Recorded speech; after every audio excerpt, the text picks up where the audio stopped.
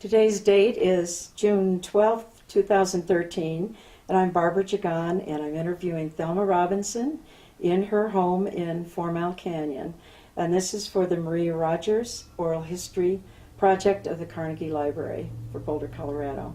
So Thelma, I need to start with the beginning. What is your full name, and where were you born? Okay. And when? You bet.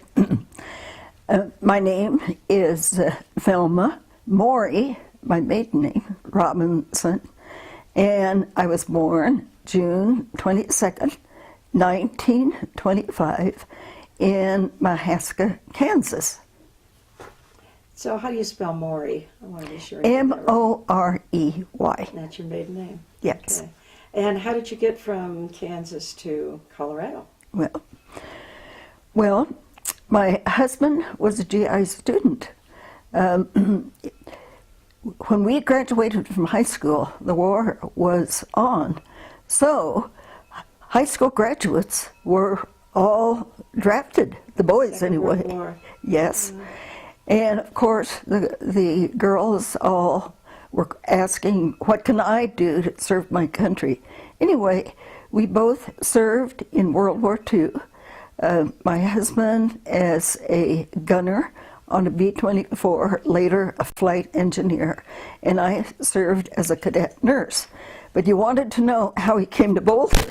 Well, college education was put on hold.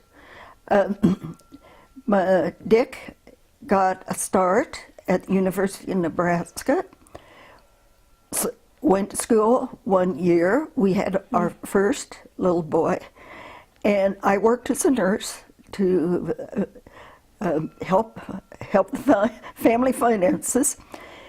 And then 1 year went well.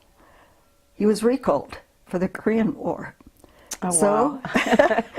so he served a year, and then again wanting to get back to get his college education. So we always thought it would be great to live in Colorado. We'd spent our honeymoon, and we just loved Colorado. So we decided that he could go to the University of Colorado. So in 1951, he enrolled at the University of Colorado, but there were so many GIs coming to getting back into school, finishing their education, that we had a hard time to find a place to live.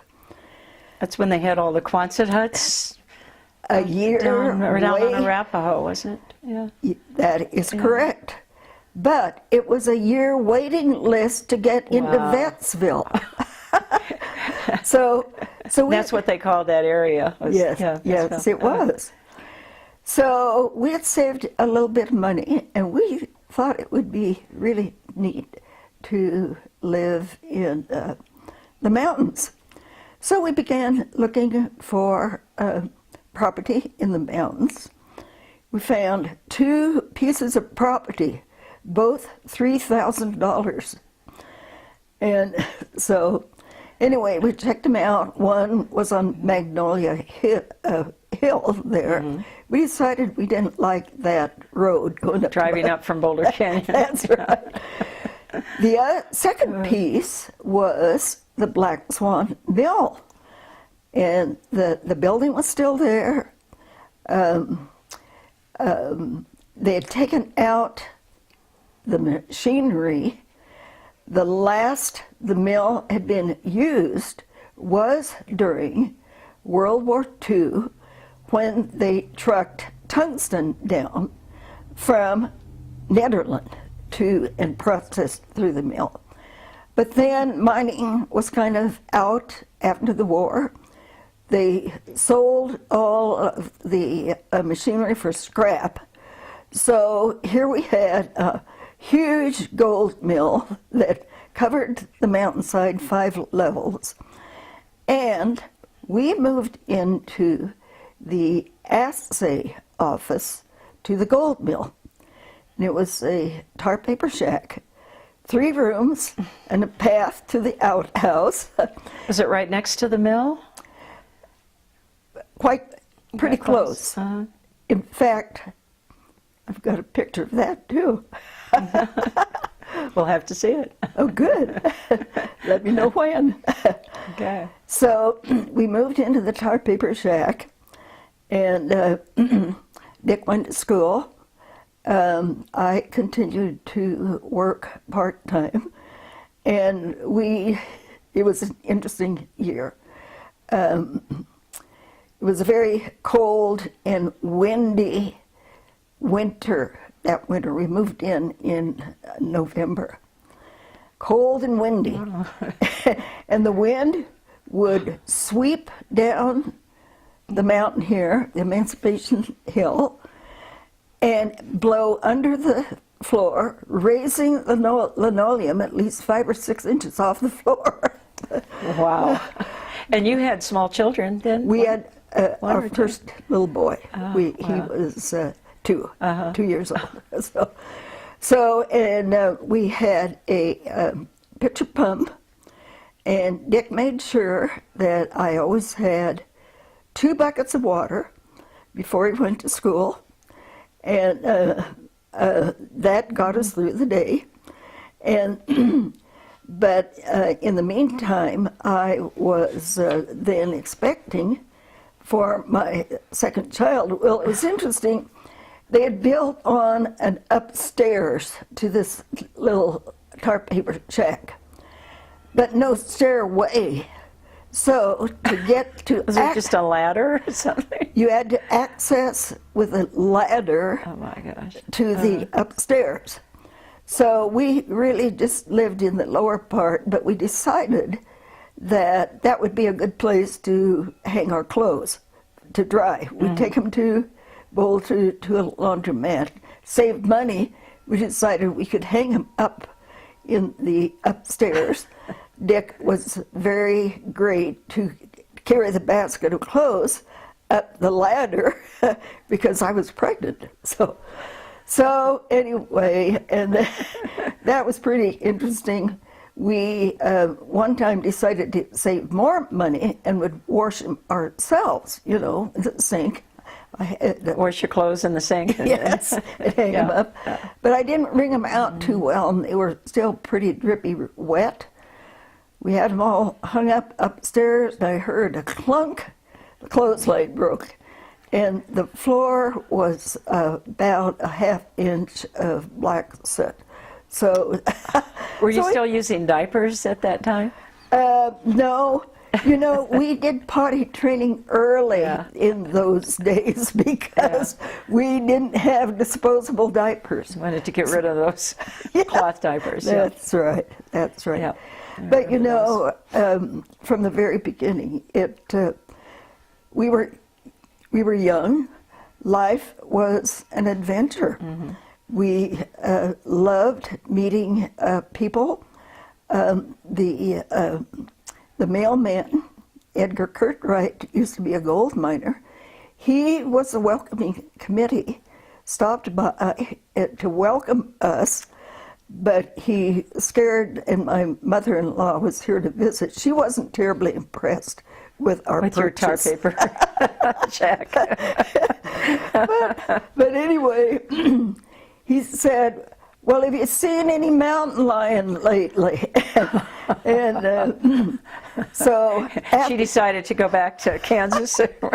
well, she made sure that Dick's dad always escorted her out to the outhouse at night.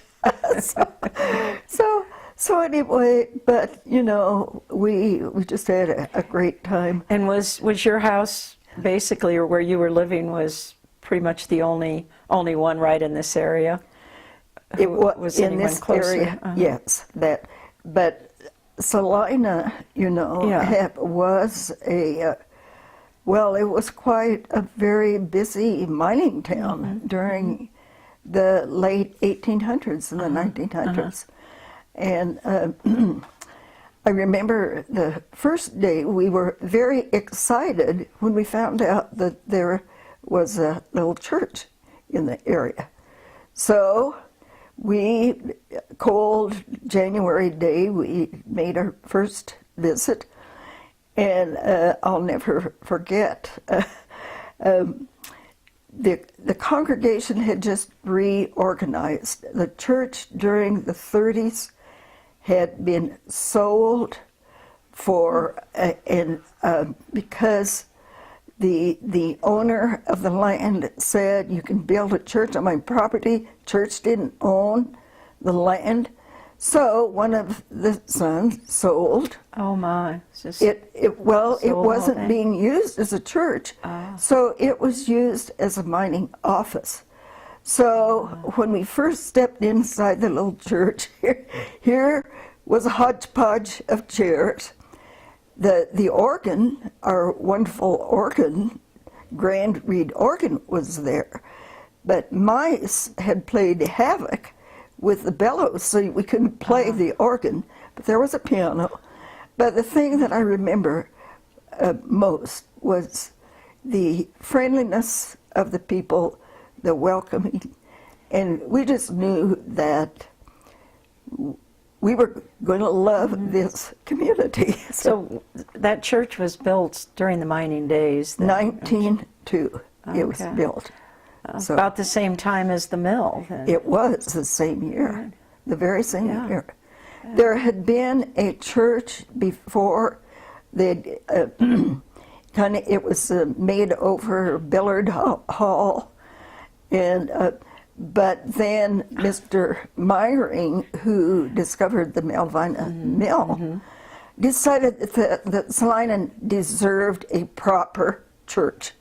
So he said, you can build a church on my unpatented Emma-Lode. And the people did. So anyway. He was about the first productive mine up here, wasn't he? The Myron, did he discover the first, or?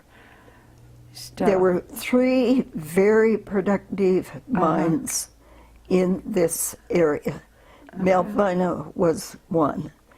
The other one was the Emancipation Mine that is just up the trail. Right up the hill. Yeah. The other one was in the Ingram Mine in just above Salina. So, Salina was quite a going community at the time. It was a very... So they were probably very happy to have a church. They were, and so our children eventually, all grew up going to this little mountain church. But I did kind of get off the subject, didn't I? That's fine. We're talking about the community and how you got here and where you were living. Okay. Well, our plan was when we bought the mill, we knew that we didn't want to forever live in a tar paper shack. So we would recycle all of those materials to build our house. And it took my husband 3.5 years, to tear down the gold mill, stack the lumber, sort the lumber, sell some lumber, so we'd have a little money to But then we began to build, and it took us, a number of years, because we were doing it all of ourselves. And as you see, the fireplace, I don't know if that's in the... But that rock, that was the time that they were doing a lot of blasting in Boulder Canyon, widening the road, and they didn't mind at that time. So you could get the rock. We could get the rock. Built your fireplace. It was yours for the taking, and it was just fine. So, how did you get it up here? Well, my Dick had bought a truck, so By then it was all hand labor.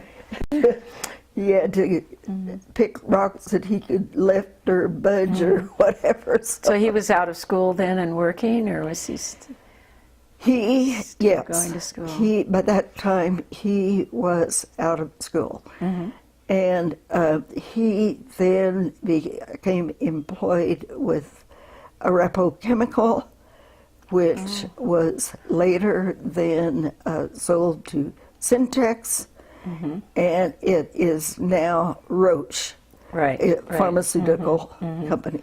But out east of town. Yes. Yeah.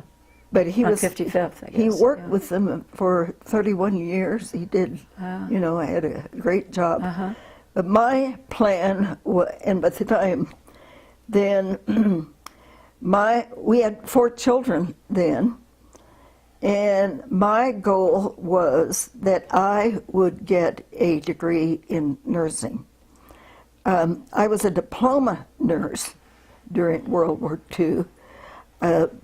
And most nurses were, 90% were diploma nurses. Go back and tell a little bit about the cadet nursing and how you got into that. Okay. Well, most schools of nursing were hospital schools of nursing.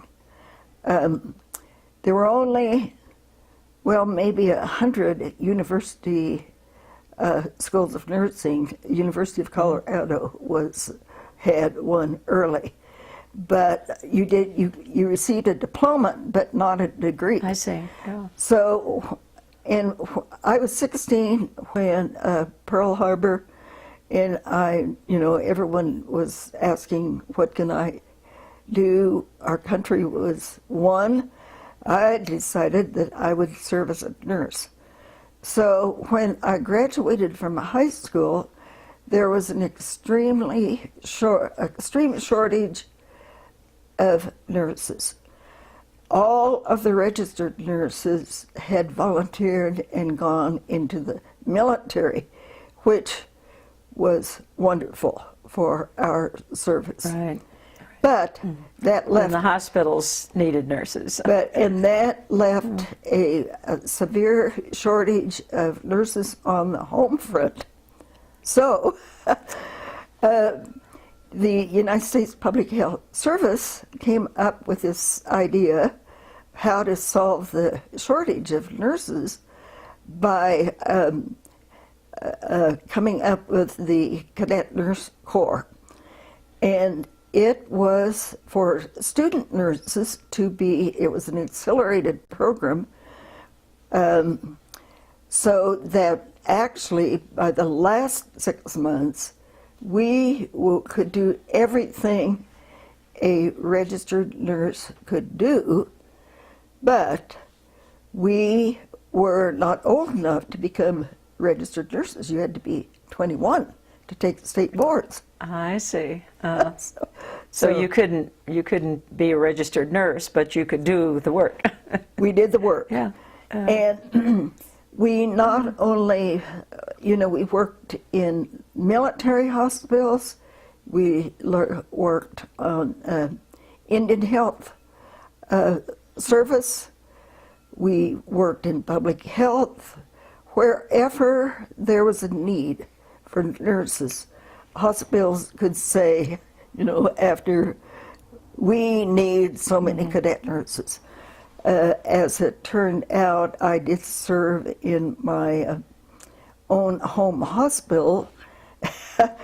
Our home hospitals didn't want to let us go because we could serve them in the capacity of a registered nurse. So you had trained at your home hospital and yes, we trained. Stayed. We did affiliate in a state mental hospital and for special services.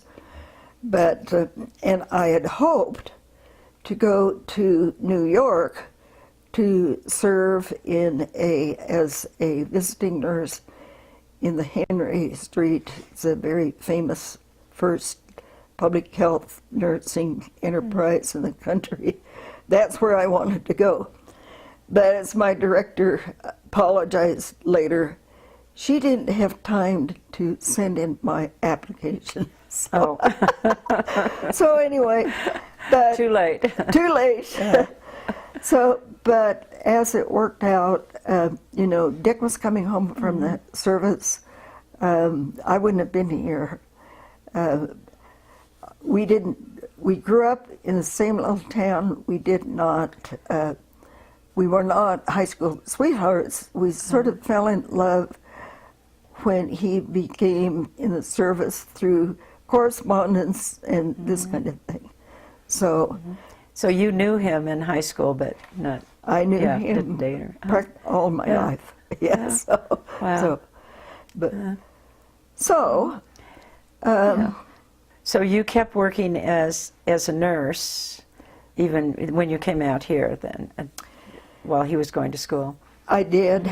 I did take time off then when he became employed. And by that time, you know, our family was growing. So I was a stay-at-home mom. During that time, I did keep active. I taught classes for the Red Cross in maternal child health. Because I'd had a lot of experience, practical as well as professional. And so anyway, but I had decided that when my fourth youngest started to kindergarten, it was time for me to go to school. So I started back at the university working on my degree in nursing. And so 4 children at home, it took me, I wasn't able to go full-time, but we had all levels of learning here. And by the time my daughter graduated from high school, well, I had a master's degree in nursing. I was very fortunate. This was a time of President Johnson's war on poverty. The country needed nurses, professional nurses, nurses with degrees. So I was able to get a traineeship to help with my last year getting a bachelor's. When I went in for my last conference, they said, "We want you in our graduate program." I was shocked because I thought I did quite well, you know, with 4 children getting a degree. So I did think about that, and I thought, well, why not? And I was able to get a grant. Was the nursing school still in Boulder, or was it in Denver by then? We took all of our pre-nursing. So I was on campus here for quite a number of time.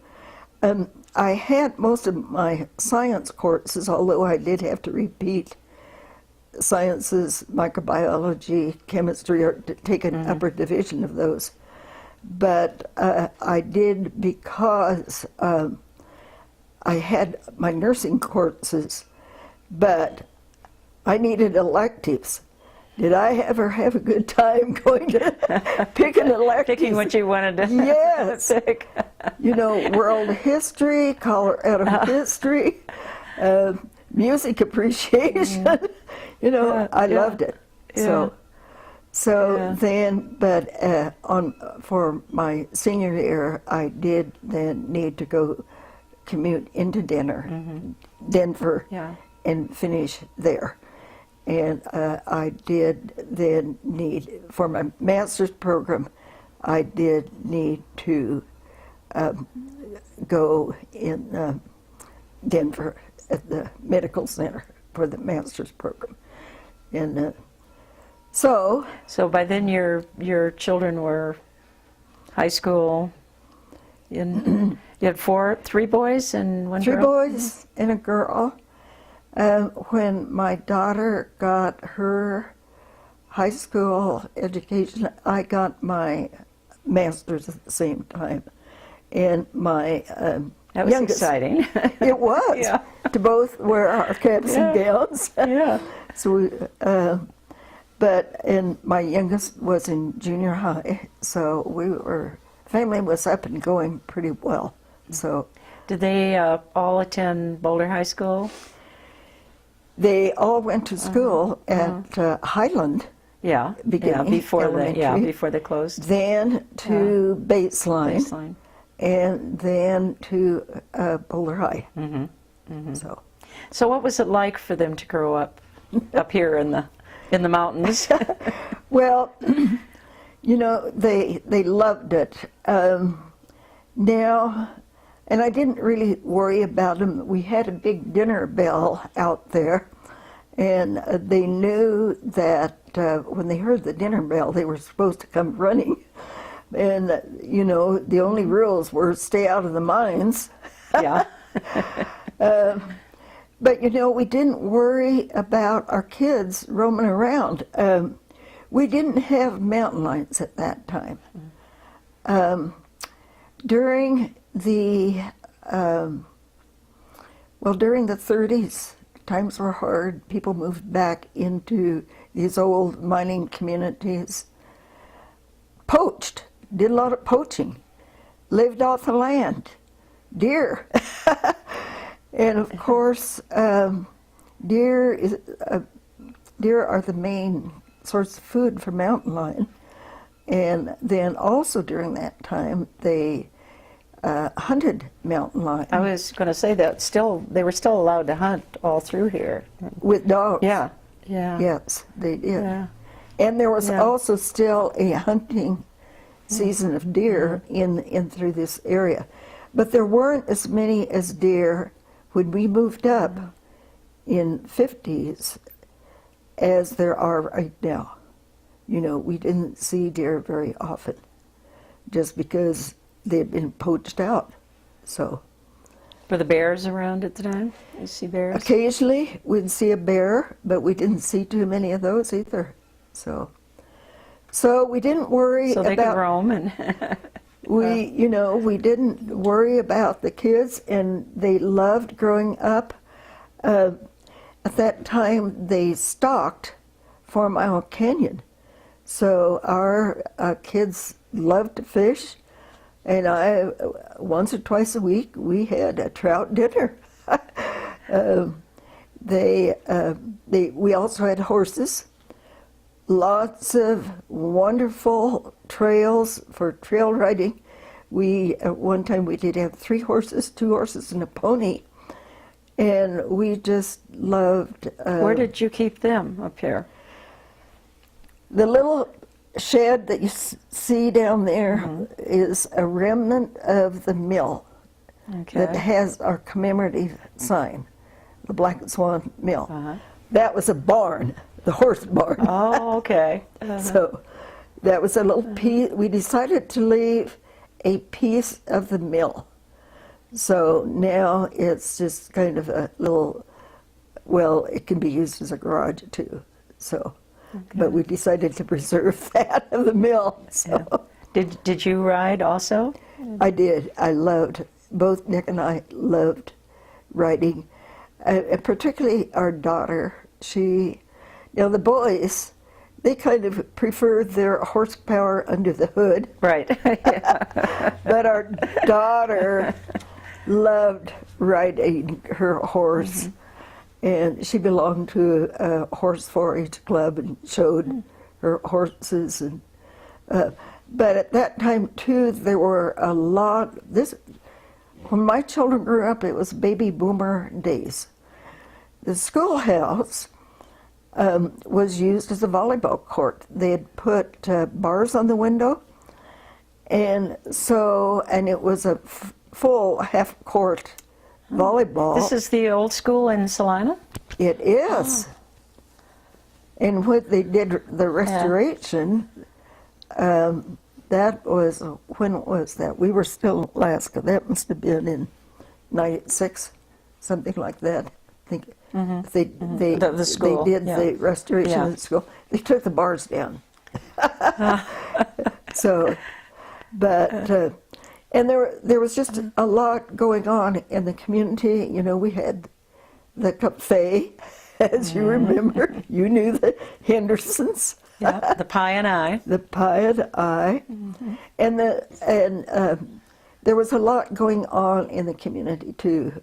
We had a 4-H club, and kids had chickens and gardens, and our son raised chickens. In fact, he sold eggs up and down the canyon and bought his first car with the eggs that he sold.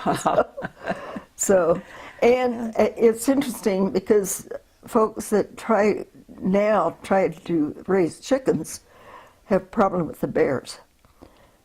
Not a problem during that time. Yeah. We never lost any chickens due to wild bears or mountain lions. Yeah. So, how many chickens did you raise at well, the time? we had a deal with our son. In fact, we had a little poultry house where we raised the baby chicks. Then we had a hen house, and we would get at least 100 chicks, and we butchered all of the roosters, but we left the hens. And they, then, so we always had a nice... It was quite a project. It was quite a project. Yes, it was. We've been out of the chicken business for some time. Yeah, a lot of work. But my oldest son, I tell him,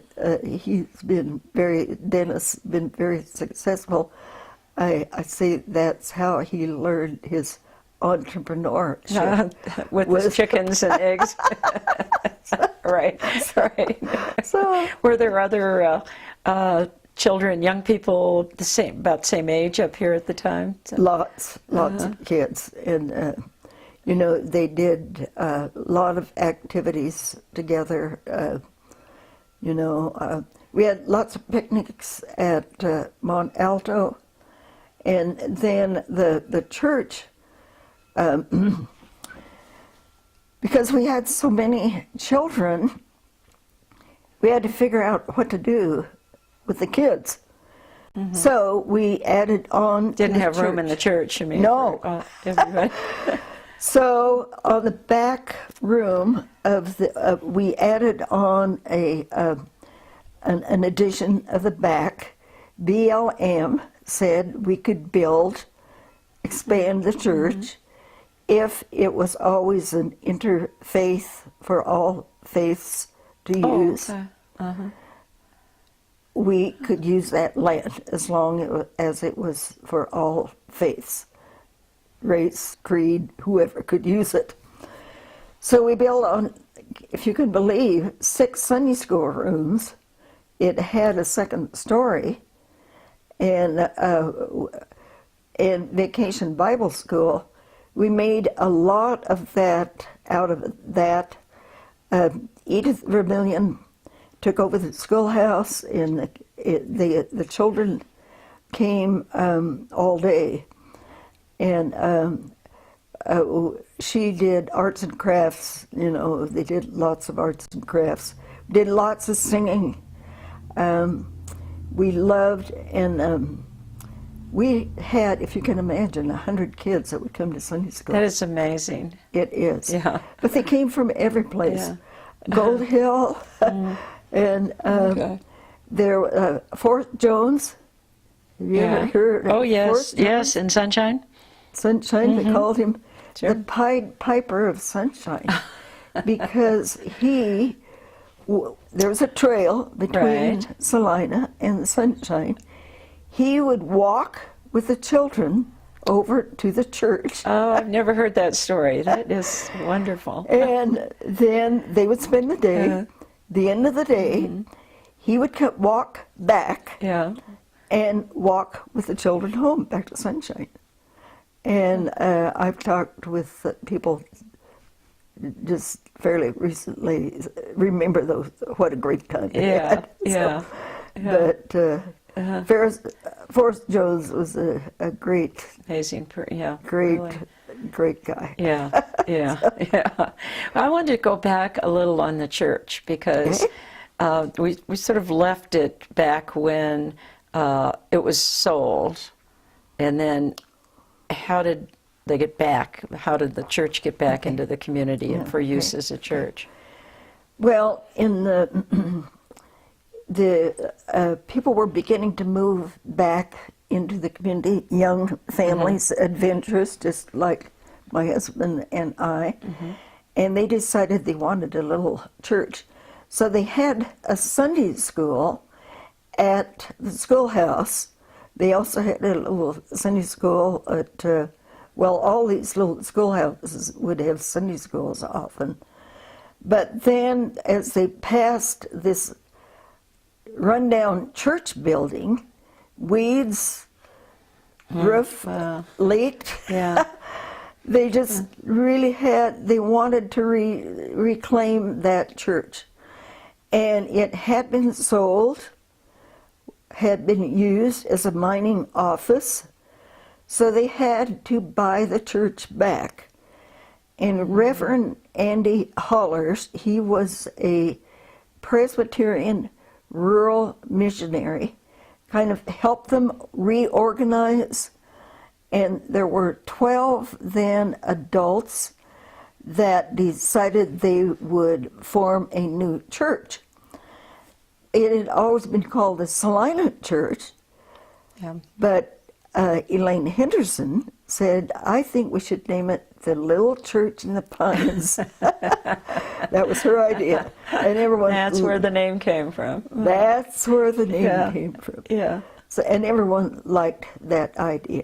So then, and when we moved back in 51, it had just barely been reorganized for 3 years, and they were still, they had... Did they have to raise the funds to... They had to raise the funds to buy the church building back. The community did. So, they managed to do that. The Curtrights were... Yeah, he was the postman, right? He was the mail carrier for Salina Star Route, which it was, and he was an old gold miner. And there were a total of 12. There were additional people, but little by little, they added pews when we first came there. It was just this hodgepodge of chairs, odds and ends of chairs. But, and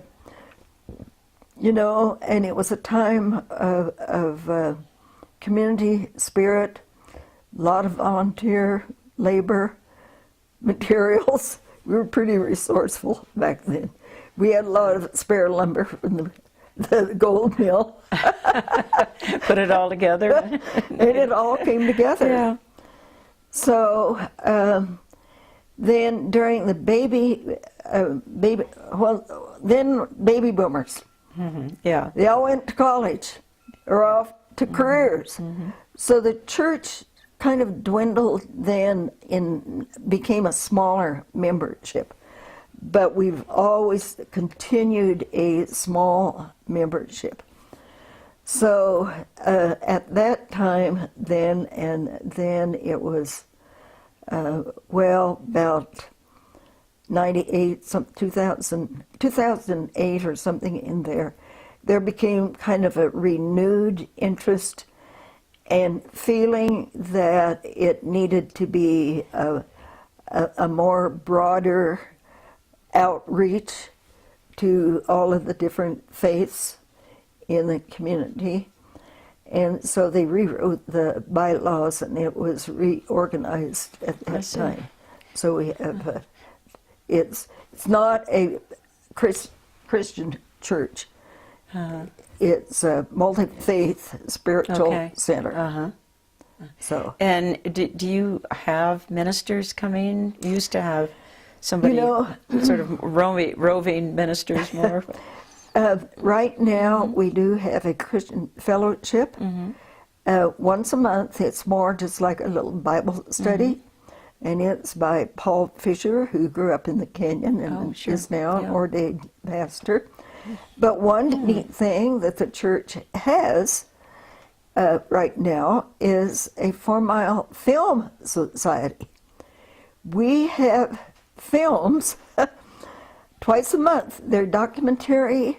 They always try to have something of a spiritual, historic, something. And a well-attended, I'd like to mention too that the church is well-funded. Edgar and Laura Curtright, the gold miner, they came to Fourmile Canyon in the 30s, lived in a tent on the old narrow gauge railroad in Chrisman, and then eventually built a little house. They didn't know it was squatters' right, but they built a little house.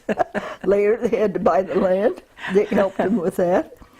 Wonderful couple. They never had children.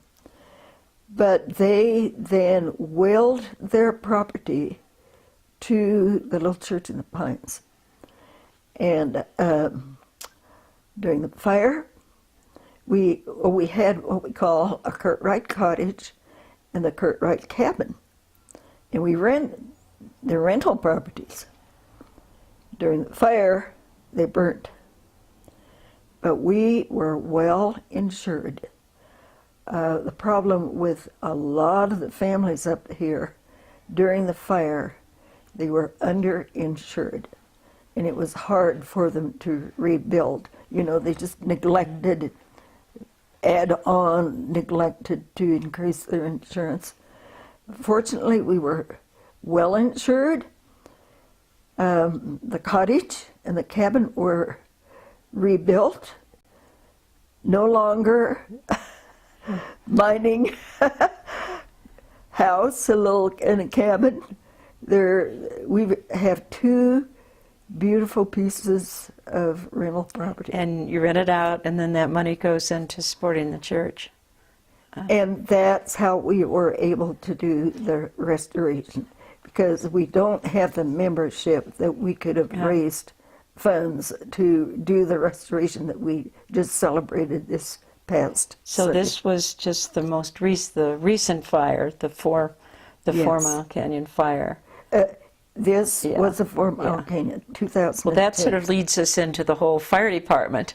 It certainly does. I'd love to talk about the fire department. Let's do it. Starting back when you and Dick had so much to do with the beginnings of the fire department up here. Our neighbors, we sold an acre of land. We decided we wanted neighbors. You know, that's kind of a risky thing to sell part of your property just because you want neighbors. We've lucked out. We've had 2 wonderful families that we just dearly love. That's across the street, yes, or across the canyon. And Dick Hillier built the little, and he and Dick built their little log cabin or house across the street. But Dick had lived up in a small mountain community. Jamestown, or no, it wasn't Jamestown. I'll think sure. about it. And this is Dick Hilliard. Dick Hillier. Yeah. And he had been a volunteer fireman, just loved it. and so when he came, we had kind of a disaster in the family, in the canyon here. We had some, it was during a very bad storm that the power line dropped down into the secondary lines, and a home burnt in Chrisman. And they just barely managed to get out in their night clothes. So that kind of spurred things and some other events. This was during the 60s, and it was a lot of the time too during the hippie movement, when these young people were coming up, camping in the mountains, Building had no fires. skills whatsoever. Yes. And we had a lot of fires. Yeah. We did have kind of a fire truck that had been loaned to us, and that was kept in the Follett's basement there, that little, it was, Down in the lower canyon. yes. Yeah. So it kind of served the purpose, but we did not have a formal fire department. So one time when we were having dinner together, we told Dick Hillier that he should help us start a fire department. And he said he would love to. Well, first he thought he should get a pulse on the community. We saw the need. How about everybody else? Right, yeah. So he started knocking on doors, visiting, and everyone agreed that they did. It would be helpful and useful to have a fire department. So we organized one, had a lot of chili suppers and that kind of thing. And Dick served on the first board. Bill Follett, he was our first fire chief. And he was a big supporter of the idea too. And so families got together and we organized, and after a few years we got our first equipment for the firehouse was war surplus. And we had, what was it? Some kind of big old truck. I think probably tells in our cookbook. Right, yes. What it was. But original. clumsy old thing that was kind of our tanker that we used as a, and we needed a firehouse. So, at that time, there comes the Quonset hut, right? they were selling those Quonset huts. The university now was building nice housing for the married students. We bought the Quonset hut for $10, and we had to move it, build a foundation, but that was our first firehouse, which is still there. The corner of Logan Mill. Yeah. In Fourmile. And gentlemen. But the new truck would never fit in there. No. But we could get both. So we had the little truck, little hose truck, and then the big old clumsy that would only go about 10 miles an hour. But the little truck would go first. So, and then after a few years, and I can give you the specific years, we've all got it recorded in our cookbook. We'll have to talk about the cookbook. But then we decided that we should possibly try for a tax-supported fire department. And no problem, that passed.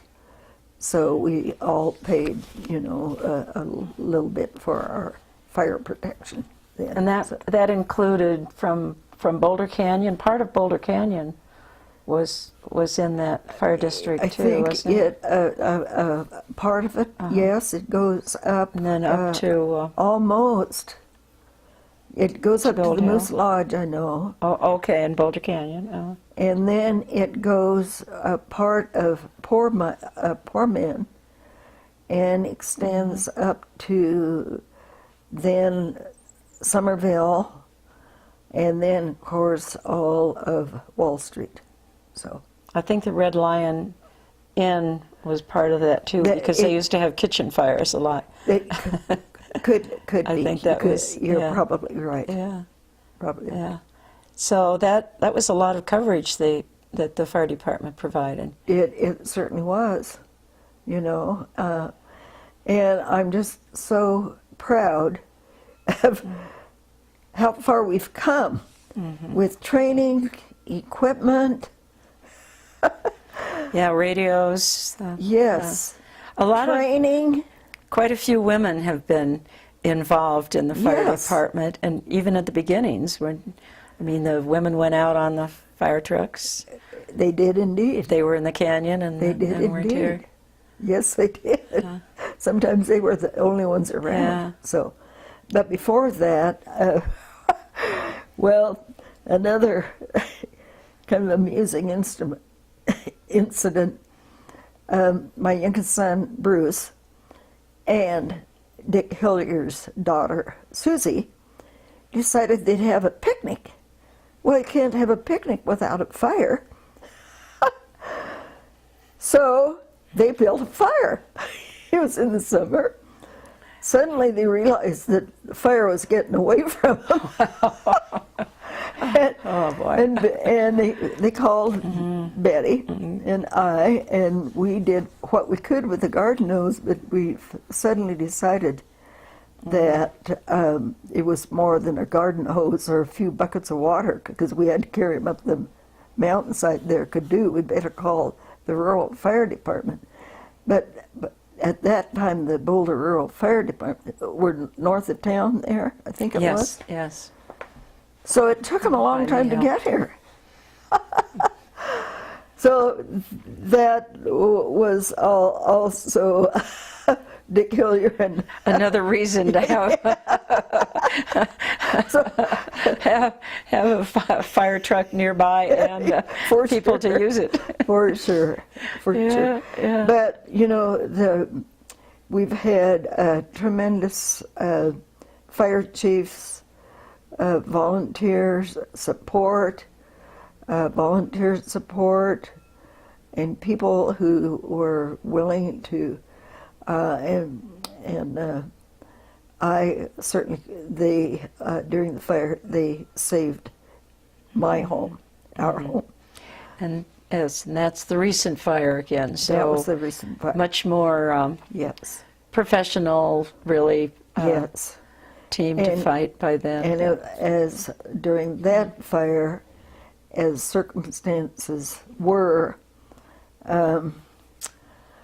the fire started about 3-4 miles from here, went both ways up to Gold Hill, up to Logan Mill, up in that area, came down the hill, burnt out our neighbors, went up to Sunshine. It was, the wind was fierce, it was hot, it was dry.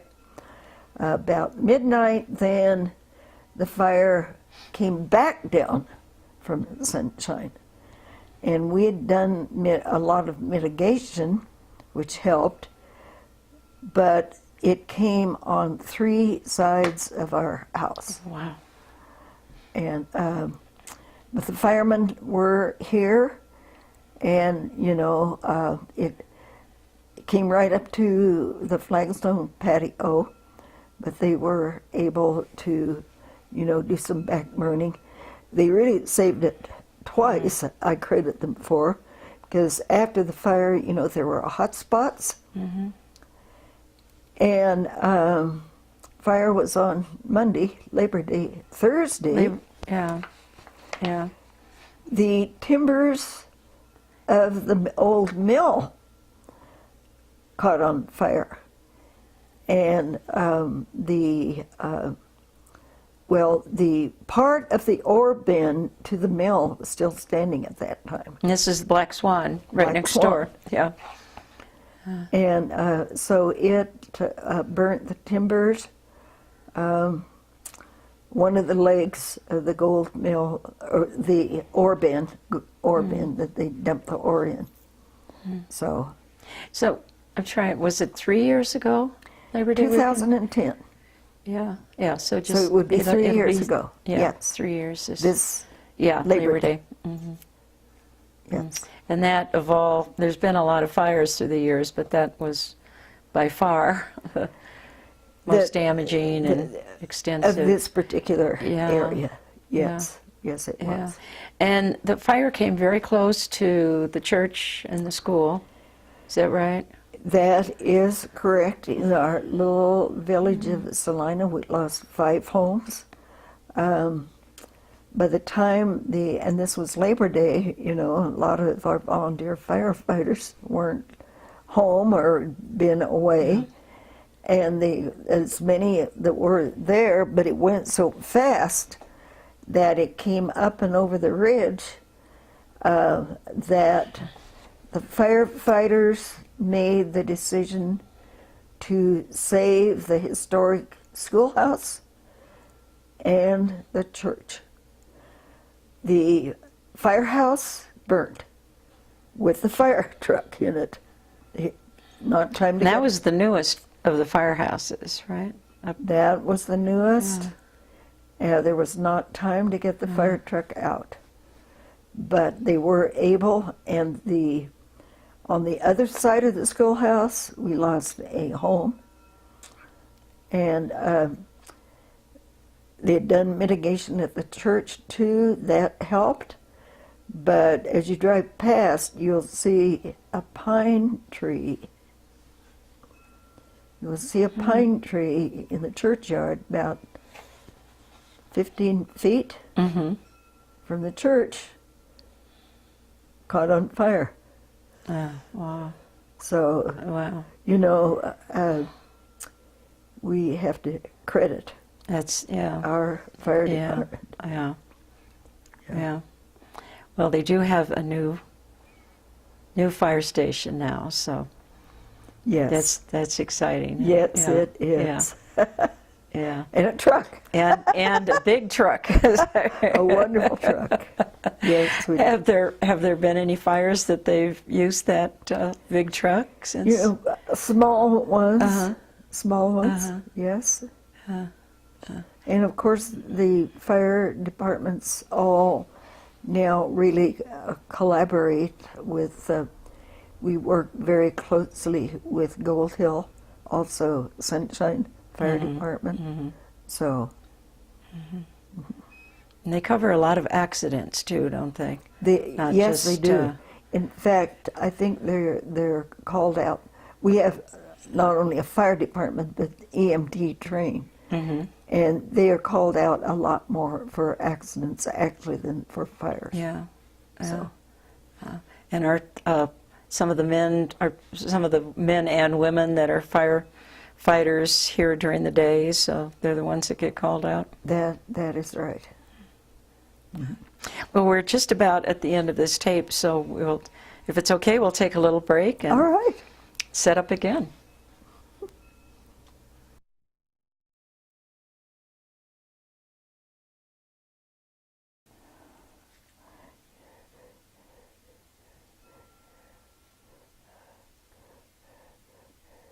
This is our second tape with an interview with Thelma Robinson on June 12th, 2013.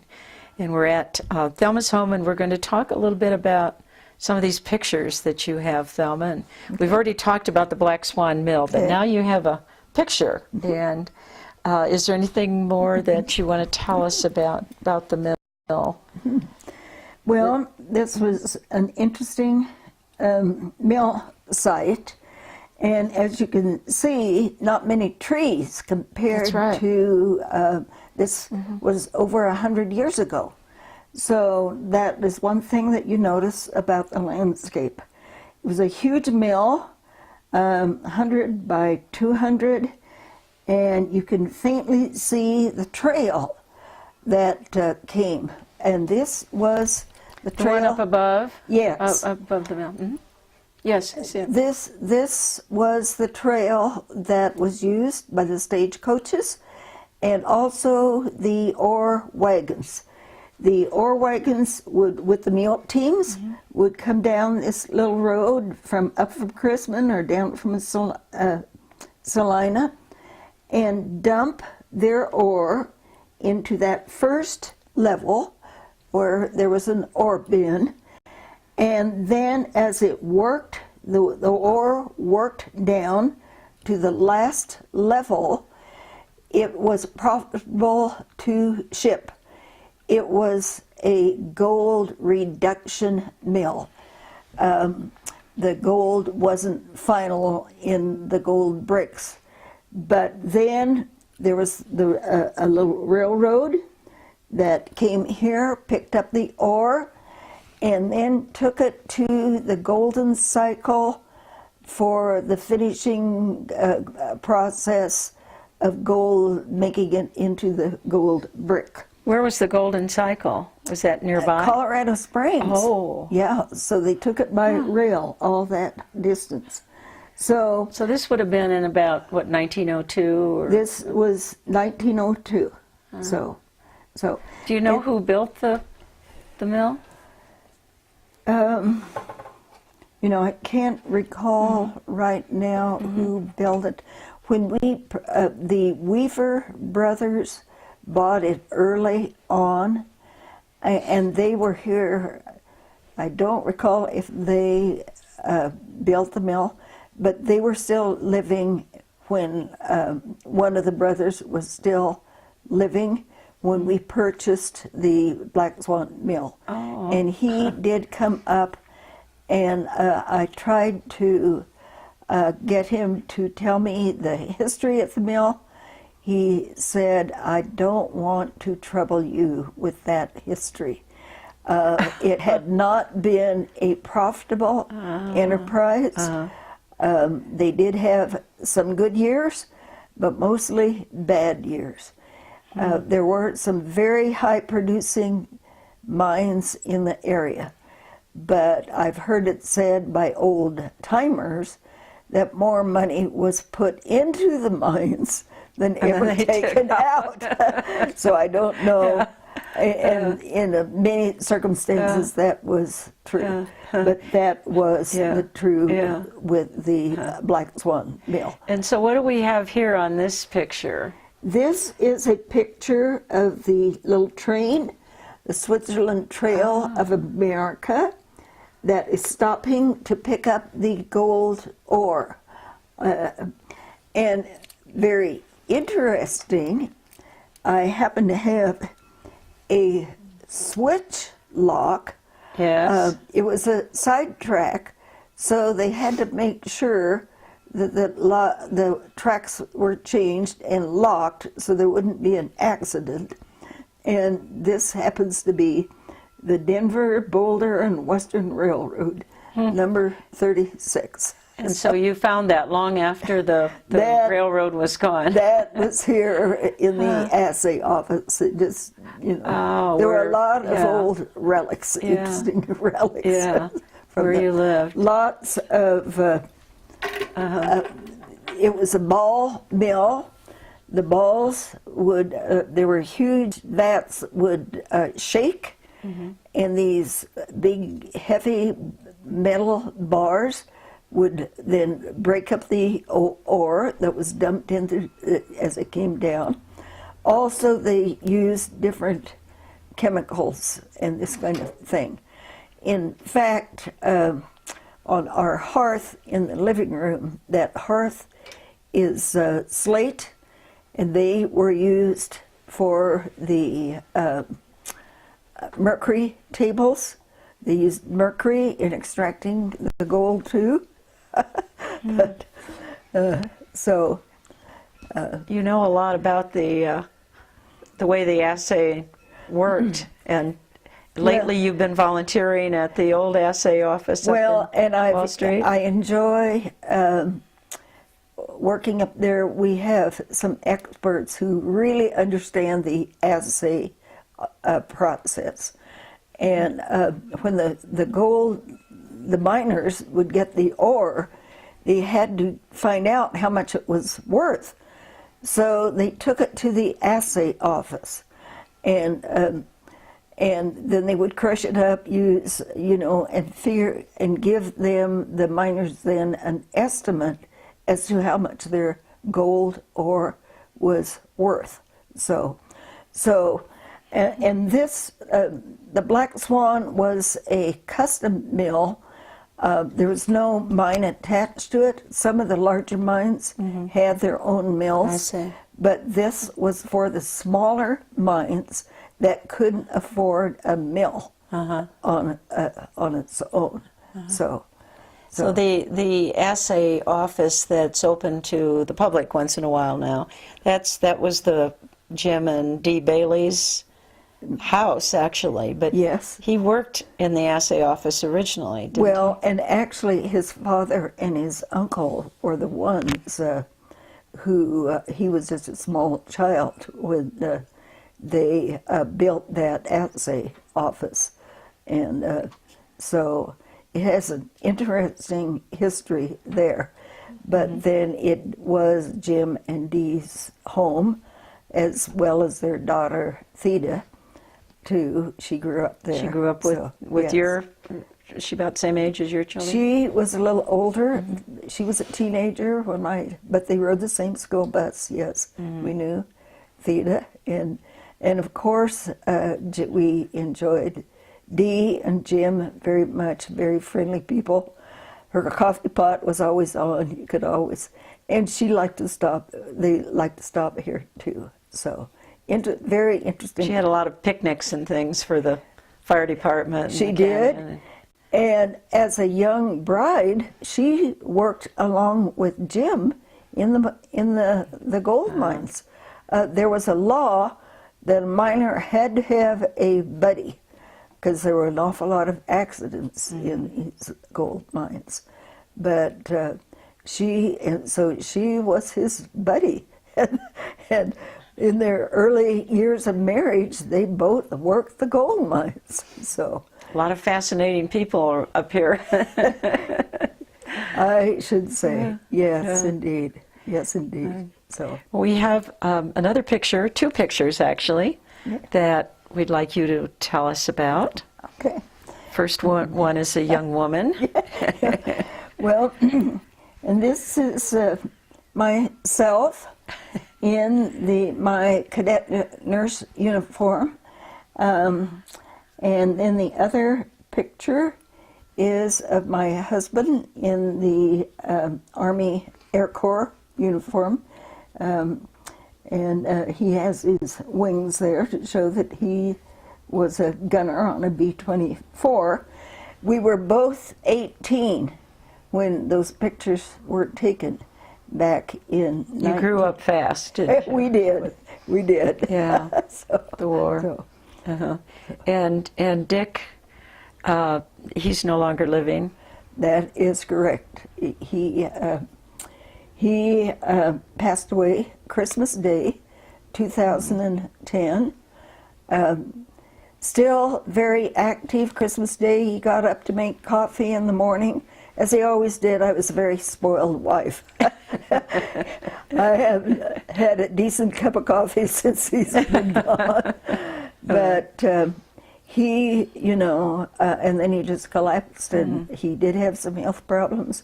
He knew that he probably wouldn't live long, but we were determined to make each day the best day possible.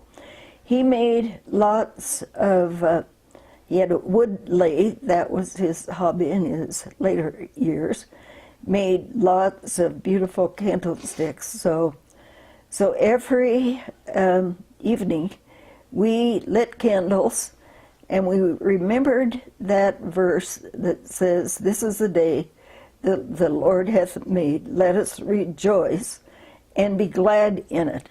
We were going to make each day the best possible, because we knew that his days were limited. But we were married 63 years, so Wow. Yeah. So So your children now, you have four children, and Four. they're in this area, or I have a son who lives in Boulder, Dennis Robinson. He was a very successful businessman, owned a business. My daughter lives in Littleton. She and her husband have a ranch, but she's my second child. she's an artist, right? She's an artist. She is now an engraver. She engraves beautiful jewelry, also guns. So she grew up loving to do ink ink sketches, pen and ink, and she was just a natural, artist. That was her gift. In fact, she majored in art at 2 years at the university, but decided that she wasn't good enough to make a living at it, so switched to nursing, went to Montana, got a degree in nursing, but while there met her husband, Tom, who was at Montana Tech. He's a petroleum engineer. And then our second son, Larry, he is now in Malaysia. He is a specialist, again, in oil work in South China Seas, travels all over that area, Thailand, Indonesia, Jakarta, so on. Got to go visit him, my daughter and I. And then another son, Bruce, who lives in Alaska, and he's lived in Alaska. His two daughters are now, well, the youngest just graduated at the University of Vermont in fishery.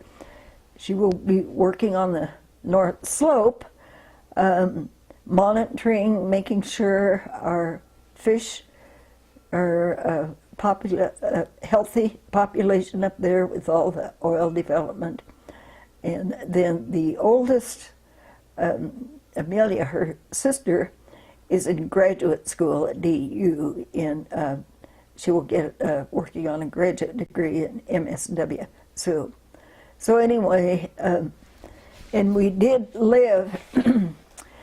When my husband retired, he decided that he loved working with airplanes in World War II, but he decided his retirement career would be in restoring antique aircraft, and so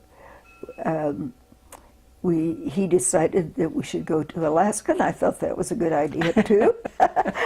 I'd been teaching at the University School of Nursing with a Robert Wood Johnson grant, but it had finished, so I was available, and so that's what we did. We thought we'd stay 5 years. We had so much fun up there that we stayed 16. So And were both of your sons working up there at that time? they were. Or two of your sons? Two of my and sons. families. And so I had grandchildren in Alaska, which was just wonderful. They were small. We did lots of camping with our children. And my daughter and her family would come up during the summer. One summer we did a 3-generation 40-mile backpack trip. Wow.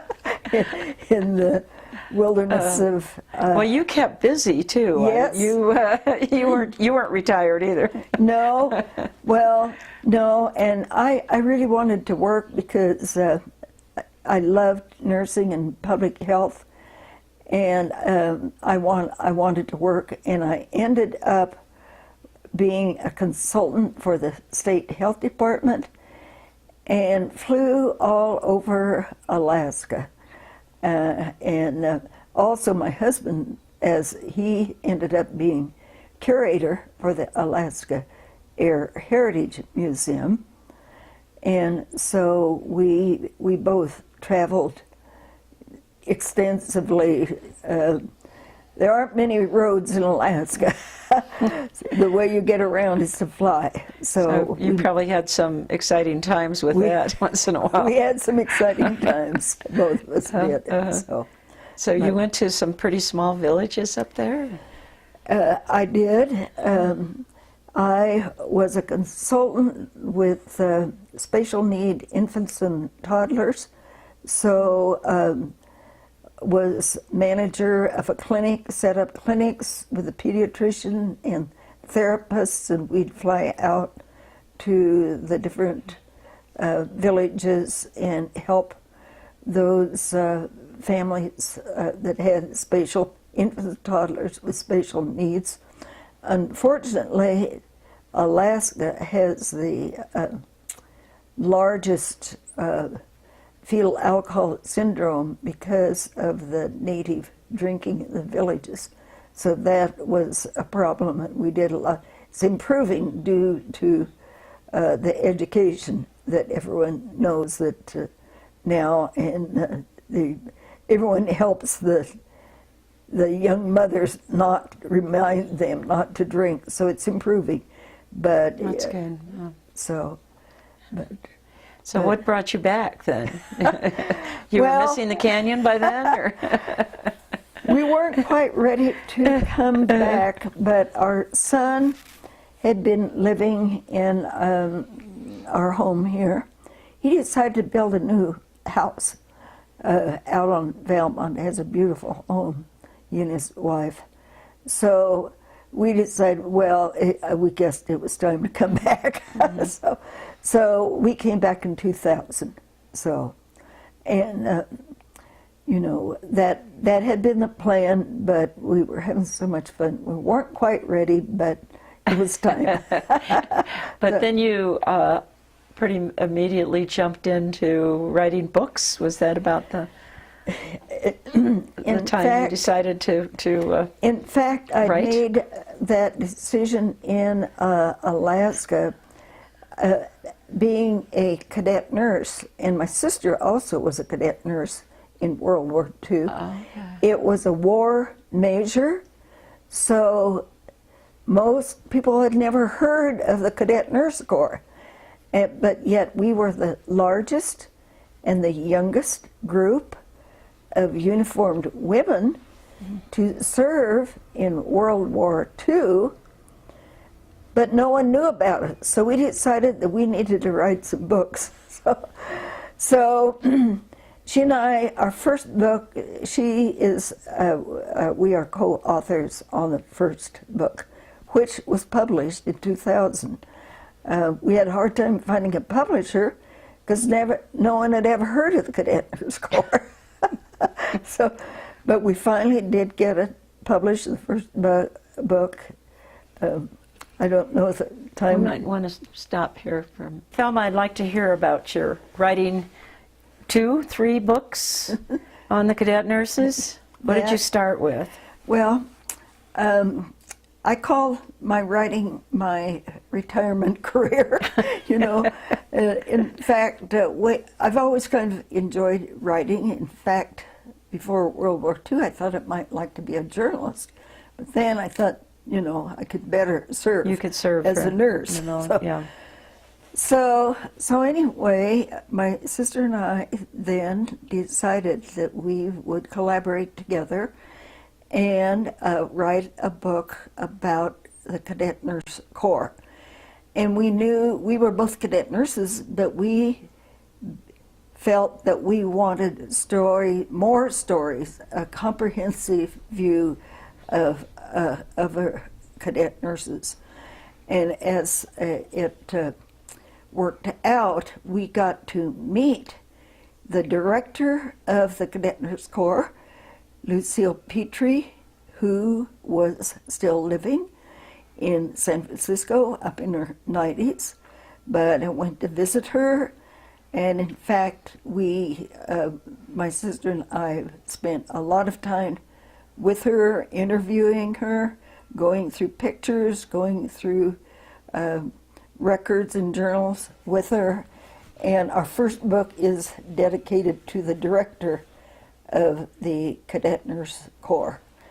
But in that book, we contacted 2,000 cadet nurses and invited them to participate in a storytelling project.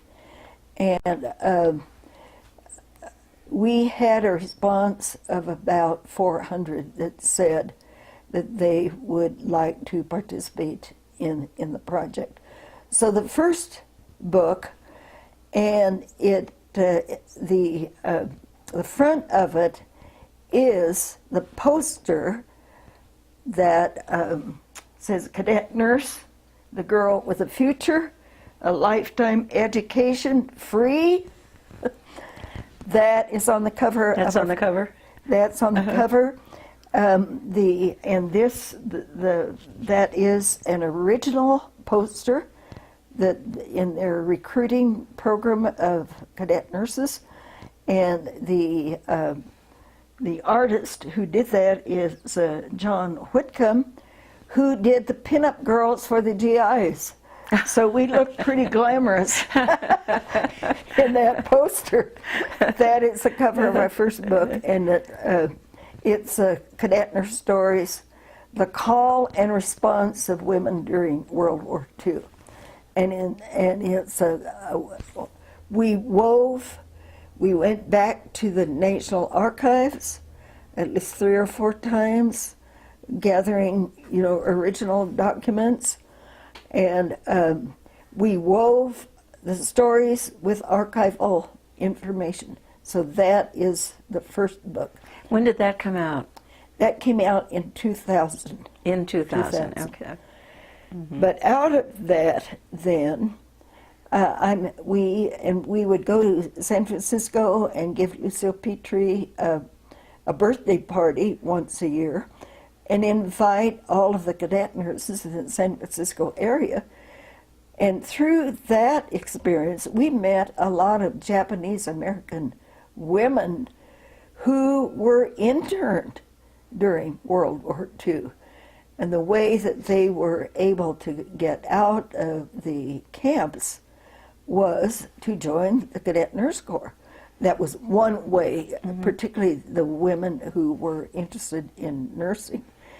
To get out of the camps, they had to have a sponsor, some way to make a living. The Cadet Nurse Corps was perfect for them. So the young men went into the service, a lot of them, Yes. military service, and Yes. and the women did the cadet nurse? That was an option for them. So, and about 400 Japanese American women were able to leave camp and join the Cadet Nurse Corps. And I'm very proud of my own university.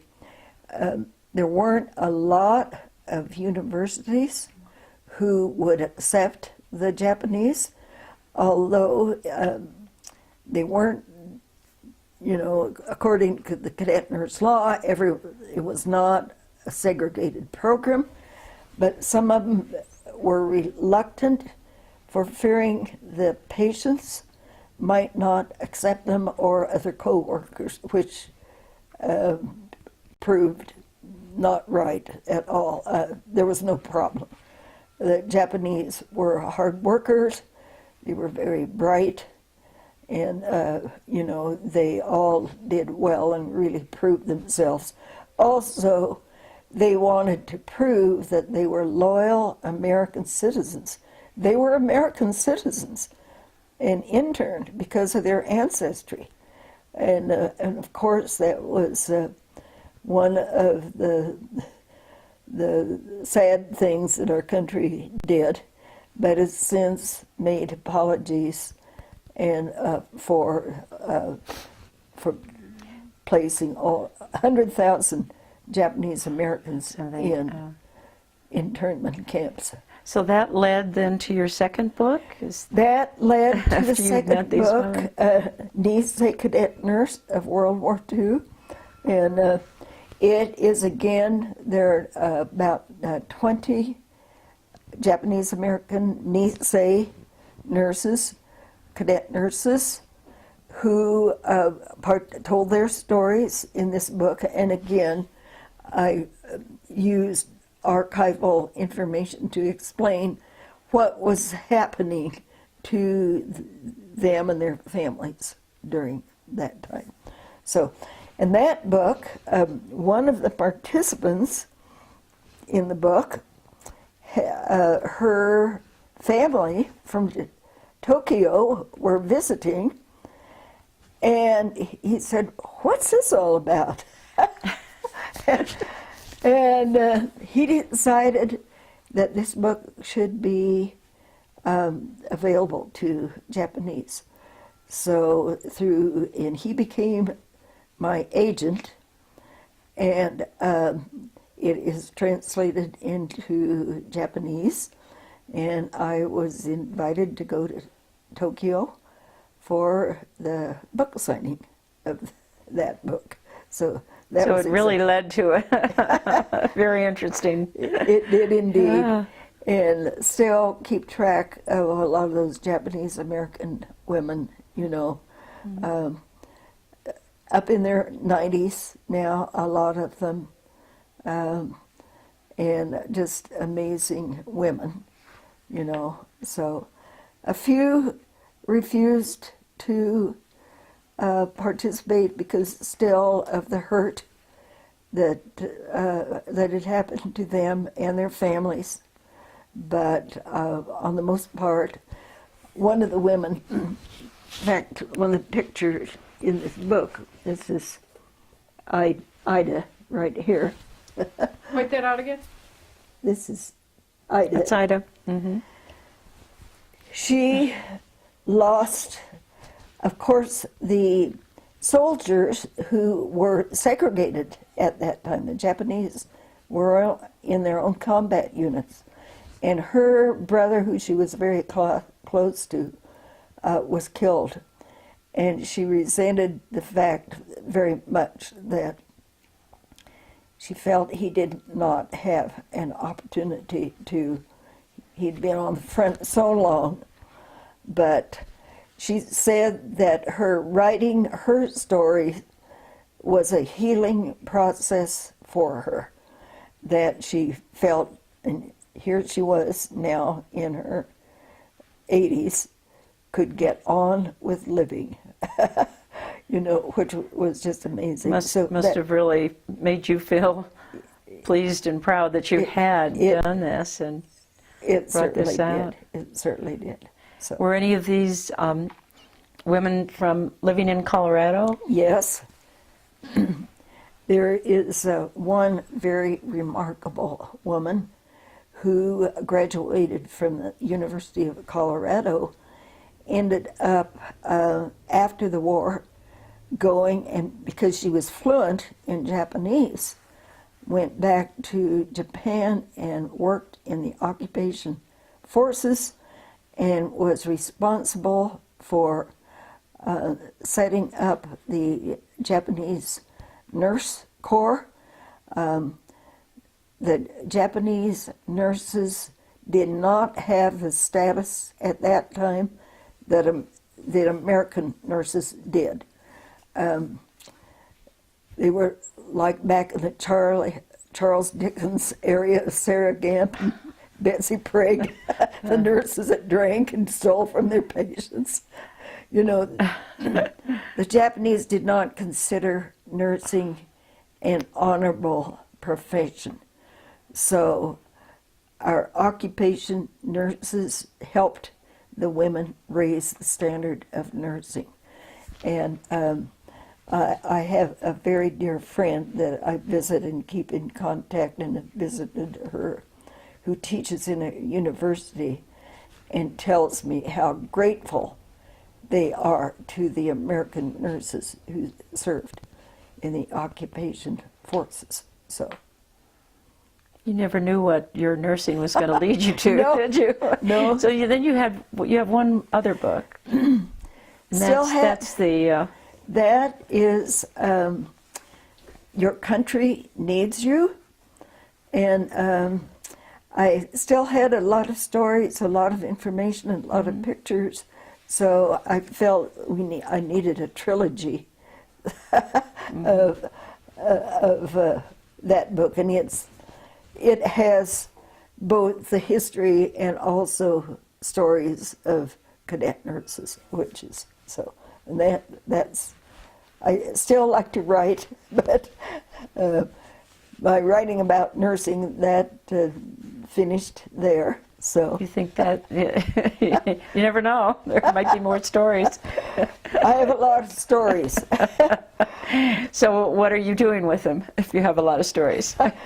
Well, I grew up at an interesting time in the 30s in Kansas, the Depression, the dust storms, the grasshoppers, and but it was an interesting time. Grew up on a farm, and there are a lot of stories that I'm right now writing for my grandchildren and my great-grandchildren, just because times are so different. That's right. You know, and I want them to know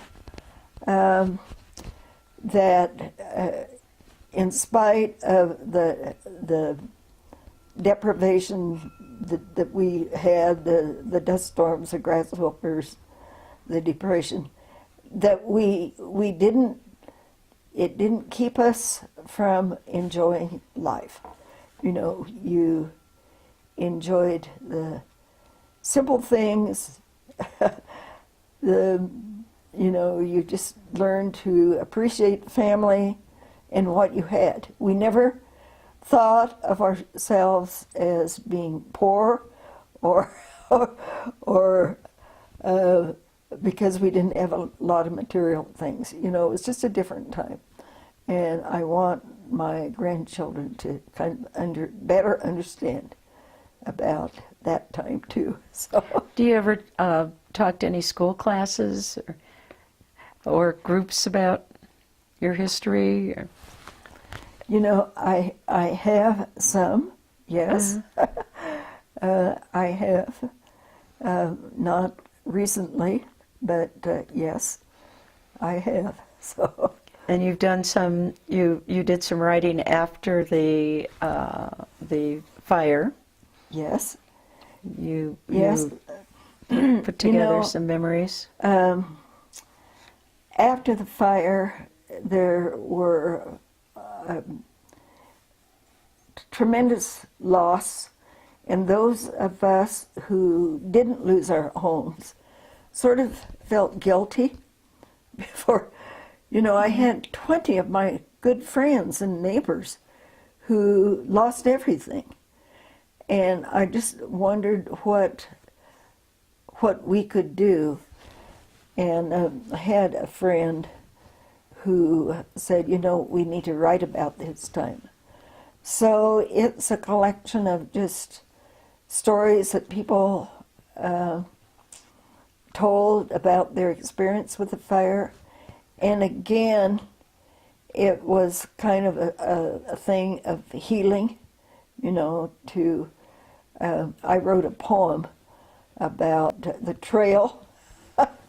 I loved hiking in the mountains, and there's a trail that goes up Emancipation into a mining area, the Good Hope Mine, the Emancipation Mine, the Golden Art Mine.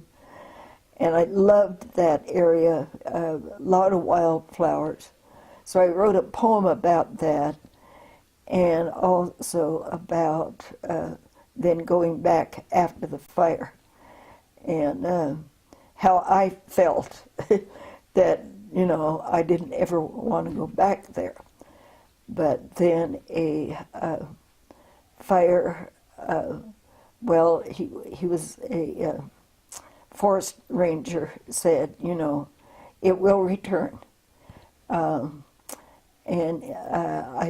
So it's a poem about hope, and you know, that it doesn't have to end with dark and despair. So. And this was part of the That's part of the little booklet. the booklet that you did. Yes. Uh-huh. So. And you're still planning things and doing things, and you're living at Presbyterian Manor now, I am. but also coming back and forth here to your home. In the summers, and some during the year too. Also, I volunteer at Carnegie Library 4 hours a week. I enjoy history. Right now, I'm restoring scrapbooks that of the Chamber of Commerce did. They're in, falling apart. Oh, okay. So Marty Anderson has given me that little project. I have job security there. I think you have job security in a lot of places, Thelma. But I enjoy living at Presbyterian Manor, and the reason I enjoy living there is the location next to the library, access to buses, and also, again, very active. We are celebrating 50 years at Presbyterian Manor. And again, I've written the history of Presbyterian Manor and helping others to collect stories and pictures and this kind of thing. So, and it's a neat group of elderly folks who have come together, wonderful, diversity among the people that live there, fascinating.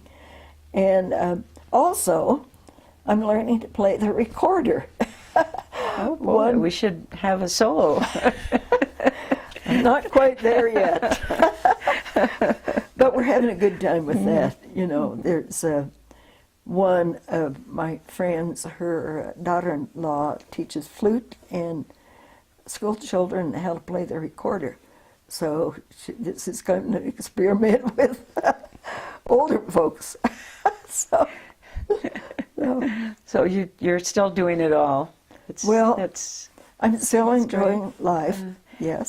Would you, on thinking back, would you have said you wished you had lived in a different place, or are you do you feel that this was meant to be?